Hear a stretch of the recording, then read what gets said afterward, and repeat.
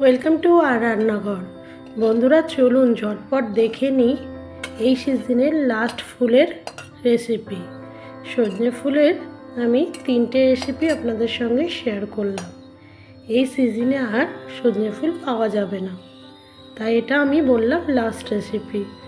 পরের বার আবার নতুন কিছু সজনে ফুলের রেসিপি নিয়ে আপনাদের সামনে হাজির হব।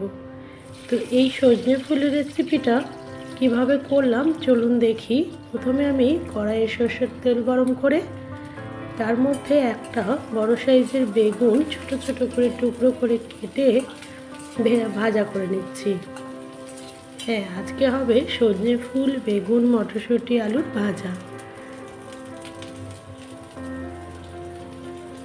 বেগুনটা একটু আগে ভেজে নিচ্ছি, তার কারণ সজনে ফুলের সাথে দিলে একদম নরম হয়ে যাবে, সেটা একদম তরকারি মতো হয়ে যাবে। সেই জন্য আমি লবণ হলুদ দিয়ে বেগুনটা আগেই ভেজে নিলাম এবং ভাজা হয়ে গেছে। বেগুনটা ভেজে আমি তুলে রাখছি।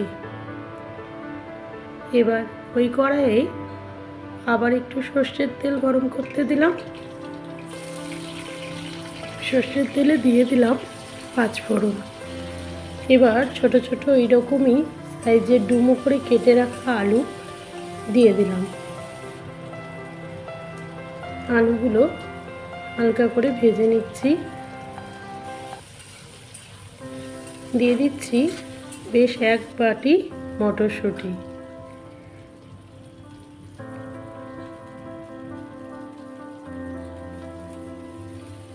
তারপর দেখুন সজনে ফুল ধুয়ে পরিষ্কার করে রাখা আছে, এই সজনে ফুলগুলো দিয়ে দিচ্ছি।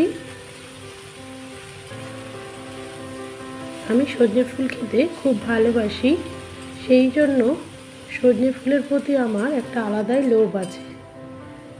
সজনে ফুল দেখলেই মনে হয় কি করব।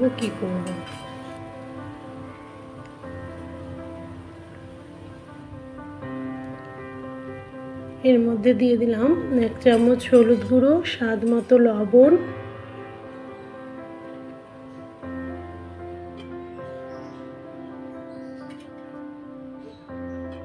এবার ঢাকা দিয়ে দিলাম।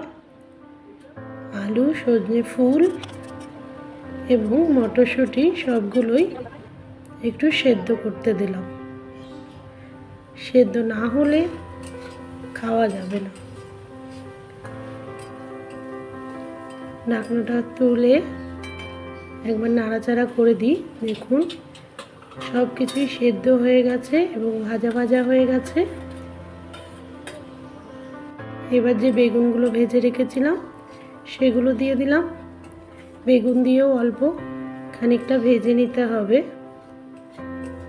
কতটা সোজা এবং সহজ, অসাধারণ স্বাদের রেসিপি, না করলে বুঝতে পারবেন না। গরম ভাতে শুধু এই সজনে ফুলের রেসিপিটা হলেই আর কিছু লাগবে না।